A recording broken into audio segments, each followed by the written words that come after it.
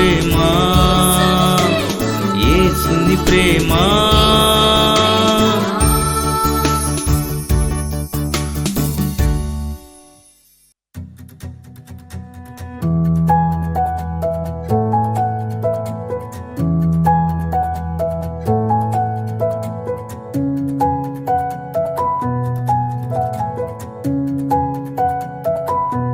స్తుతి నైవేద్యం.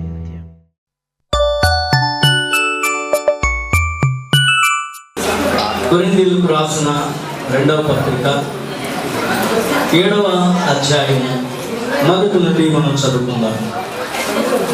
ప్రియులారా, మనకు ఈ వాగ్దానములు ఉన్నవి కనుక దేవుని భయముతో పరిశుద్ధతను సంపూర్తి చేసుకొనుచు శరీరమునకును ఆత్మకును కలిగిన సమస్త కల్మషము నుండి మనలను పవిత్రులుగా చేసుకుందాము.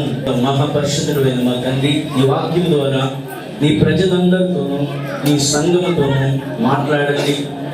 నీ కృప వినుచున్న వారందరి మీద ఉంచండి.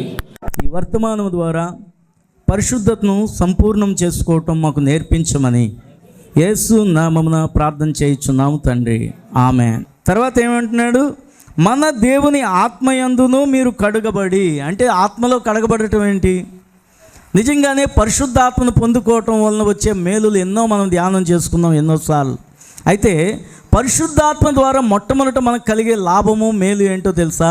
పరిశుద్ధాత్మ దేవుని యొక్క అభిషేకంతో ఆత్మతో మనం ఉన్నప్పుడు మనం ప్రతి పాపమును కూడా ఒప్పుకుంటాము. ఏంటి? ప్రతి పాపము పరిశుద్ధాత్మ దేవుడు ఏం చేస్తాడట? పాపములను ఏం చేస్తాడు? ఒప్పింపజేస్తాడు. దేవునికి స్తోత్రం చెల్లిందాం. ఏంటి? దాని ద్వారా మనం ఏమవుతామంటే పరిశుద్ధపరచబడతాము కదా.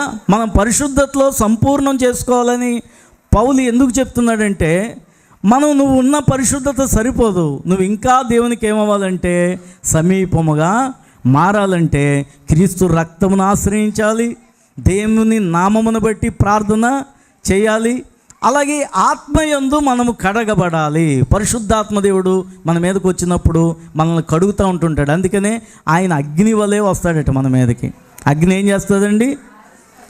కాల్స్తుంది. మస్టుని అగ్నితో దేన్ని కాల్చినా సరే అందులో ఉన్న మస్ట్ ఏమైపోద్ది? ఇనుమును కాల్చినా, వెండిని కాల్చినా, బంగారాన్ని కాల్చినా ఎందుకు కాల్చాలి? కాల్చినప్పుడు అందులో మస్ట్ పోతుంది. అంతేకాదు, అది కంసాలు చెప్పినట్లుగా లేకపోతే ఆ పనివాడు చెప్పినట్లుగా అది ఏమవుతుందో తెలుసా? వంగుతుంది. ఏంటి? కమ్మరవాణి చేతిలో ఇనుము వంగాలంటే దాన్ని ఏం చేయాలి? కాల్చాలి కదా. మనం నిజంగానే దేవుని మాట విని దేవుని మాట ప్రకారం బ్రతకాలంటే దేవుని ఆత్మను కోరుకోవాలి. ఆత్మతో దేవుడు ఏం చేస్తాడంటే మనల్ని కడుగుతాడు. దేవునికి స్తోత్రం చెల్లిందాం. ఇంకా మనం చూసుకుంటే మనల్ని పరిశుద్ధపరిచేది ఏమిటో అతి ప్రాముఖ్యమైనది. కీర్తన 119వ కీర్తన 9వ వచనం చదవండి. యవనస్తులు దేని చేత తమ నడత శుద్ధిపరచుకుందురు? నీ వాక్యమును బట్టి దానిని జాగ్రత్తగా చూచుకున్నట్టు చేతనే కదా. నా పూర్ణ హృదయంతో నేను వెదికి ఉన్నాను. నన్ను నీ ఆజ్ఞలను విడిచి తిరగనీయకుము. నీ ఎదుట నేను పాపము చేయకుండానట్లు నా హృదయంలో నీ వాక్యము ఉంచుకొని ఉన్నాను. హల్లెలూయా. మనల్ని పవిత్రపరిచేది, పరిశుద్ధపరిచేది, ఆత్మీయమైన అంతస్తులోనికి ఎక్కించేది, మన పాదములకు దీపమై ఉండేది, మనల్ని కృంగిపోకుండా బ్రతికించేది, సజీవులుగా మనల్ని నడిపించేది దేవుని వాక్యమే. హల్లెలూయా. అందుకనే దేవుని వాక్యం ఎక్కడ దొరుకుతుందండి మనకి? ఎక్కడా దొరకదు, దేవుని సన్నిధానంలోనే దొరుకుతుంది. అందుకనే దేవుని సన్నిధిని ఎప్పుడూ మనం నిర్లక్ష్యము చేయకూడదు కదా. గత సంవత్సరం అన్ని వారాలు దేవుని మందిరానికి వచ్చిన వాళ్ళు ఒకసారి గట్టిగా దేవునికి స్తోత్రం చెల్లించండి. అన్ని వారాలు దేవుని సన్నిధికి వెళ్ళారా? హల్లెలూయా. వచ్చారా అన్నానా, వెళ్ళారా అన్నానా? అంటే మీరు ఎక్కడికి వెళ్ళినా, ఏ ఊరు వెళ్ళినా వెళ్ళారా అని. ఇక్కడ ఉంటే ఇక్కడికే వస్తారు. కానీ ఏ ఊరు వెళ్ళినా మనం ఏం చేయాలండి? సన్నిధి గైరాజరు చేయకూడదు. ఇప్పుడు దేవుని సన్నిధికి ఒకవేళ నువ్వు పొరుగు ఊరు పని మీద వెళ్ళినా, చుట్టాలు ఇంటికి వెళ్ళినా, ఆదివారం చుట్టాల్లోనూ పట్టాల్లోనూ కలిసిపోకు కదా. నీవు దేవుని సన్నిధికి వెళ్ళాలి. ఎందుకంటే ఆ వాక్యం అక్కడే దొరుకుతుంది. దేవునికి స్తోత్రం చెల్లిందాం. అండి టీవీలో దొరకట్లేదా, లేకపోతే ఎక్కడ దొరకట్లేదా అంటే ఆదివారమున పంచిపెట్టబడే వాక్యము అండ్ మన వారం అంతటికీ సరిపోయే వాక్యము. దేవునికి స్తోత్రం చెల్లిందాం.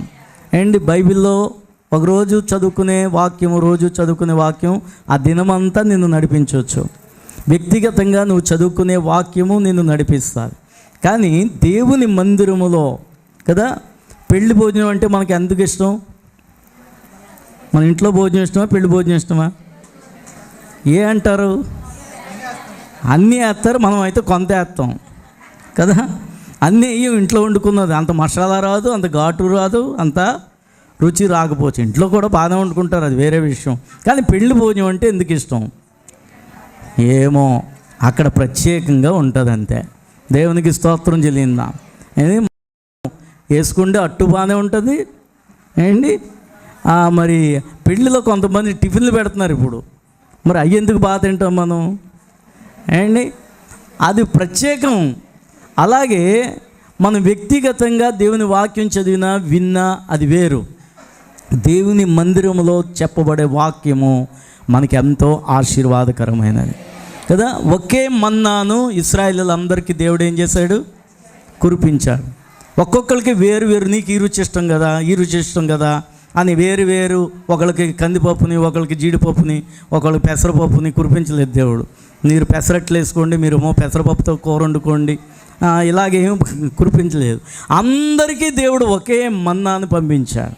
అలాగే దేవుని మందిరంలో మనం అందరం వినే ఒకే ఒక తినే మన్నా ఆత్మీయమైన దేవుడిచ్చే గొప్ప సందేశం. దీన్ని బట్టి మనం ఏమవుతామంటే పరిశుద్ధతలో నడుస్తాము. దేనిని బట్టి మనం పరిశుద్ధపరచబడగలమంటే భక్తుడైన కీర్తనాకారుడు ఏమంటున్నాడంటే దేవుని వాక్యము చేతనే కదా. అండి ఇక్కడ ఏం రాశాడండి? యవ్వనస్తులట. ఏండి అందరూ యవ్వనస్తులేనా ఏండి? అందరూ యవ్వనస్తులు కాదా? యవ్వనస్తులే. దేవునికి స్తోత్రం చెల్లిందా. పోనీ ముసలి వాళ్ళకి దేవుని వాక్యం అక్కర్లొద్దా? ఎవరినైనా పరిశుద్ధంగా ఉంచేది ఏంటండి? దేవుని వాక్యమే. దేవునికి స్తోత్రం. యవ్వనస్తుడికి పరిశుద్ధంగా ఉంచేది దేవుని వాక్యమే, ముసలివాడికైనా పరిశుద్ధంగా ఉంచేది దేవుని వాక్యమే. వాక్యం లేకపోతే ముసలివాడికైనా ఏమొస్తాయి? చెడ్డ కోరికలు, చెడ్డ ఆలోచనలు. చచ్చేటప్పుడు చెడ్డ ఆలోచనలతో చచ్చిపోయాడు అనుకోండి, ఎక్కడ పోతాడండి? అందుకనే వృద్ధాప్యం వరకు కూడా మనల్ని కాపాడేది దేవుని వాక్యమే. మనం చచ్చేంత వరకు కూడా దేవుని వాక్యం మన హృదయంలో ఉంటే, మనం పరిశుద్ధంగా జీవించగలిగితే, పరిశుద్ధతను కాపాడుకుంటే తప్పకుండా పరిశుద్ధ లోకానికి మనం వెళతాం. దేవునికి స్తోత్రం చెల్లిందాం. మనము కూడా దేవునికి ఎప్పుడు కూడా ఇదిగో నన్ను ఇంకా సంపూర్ణతలోనికి నడిపించు నాయనా అని ప్రార్థన చేసుకుంటే మనం ఏ అపరాధ దోష పాపంలో కూడా మనము పడిపోం. దేవుడిచ్చిన వాగ్దానాన్ని మనము స్వతంత్రించుకోగలుగుతాం. మహాపరిశుద్ధుడు అయిన మా తండ్రి, నీ ప్రేమతో మమ్మల్ని పిలుచుకున్నావు ప్రభువా. నీ ప్రేమతో మమ్మల్ని ఏర్పాటు చేసుకున్నావు. నీ పరిశుద్ధుడు కాబట్టి మమ్మల్ని కూడా పరిశుద్ధంగా జీవించమంటున్నావు. ఇదిగో నాయనా, నీతో సహవాసం చేస్తే సంపూర్ణమైన పరిశుద్ధతను మేము పొందుకోగలం ప్రభువా. ఆనాటి భక్తులు నీతో సహవాసం చేయడాన్ని బట్టే, ఈ లోకాన్ని ద్వేషించడాన్ని బట్టే, నిన్ను హత్తుకోవటాన్ని బట్టే పరిశుద్ధులుగా జీవించారు. నీ వాక్యమే మమ్మల్ని పరిశుద్ధంగా నడిపించగలదు ప్రభువా. నీ రక్తము ద్వారా, నీ నామం ద్వారా, నీ ఆత్మలో మమ్మల్ని కడిగి నీ వాక్యంలో మమ్మల్ని నడిపించండి. నీ కృప మా అందరి మీద ఉంచండి ప్రభువా. నీ వెలుగులో మమ్మల్ని నడిపించి వెలుగు కార్యాలు చేసేవారముగా నాయన, వెలుగై ఉన్న నిన్ను ఇతరులకు చూపించేవారముగా మేము బ్రతకడానికి సహాయం చేయండి. సంఘ బిడ్డలందరినీ దీవించండి.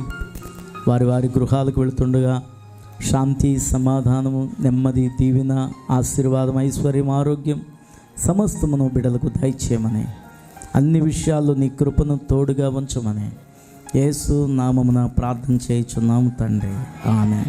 పాపిని బ్రోచిన నీ ప్రేమే అమరం, కలుషము కడిగిన నీ ప్రేమే మధురం.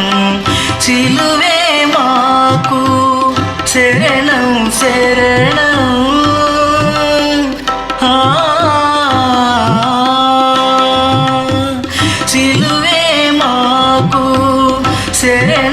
శరణం నీవే సత్యం జీవం మార్గం నీవే సత్యం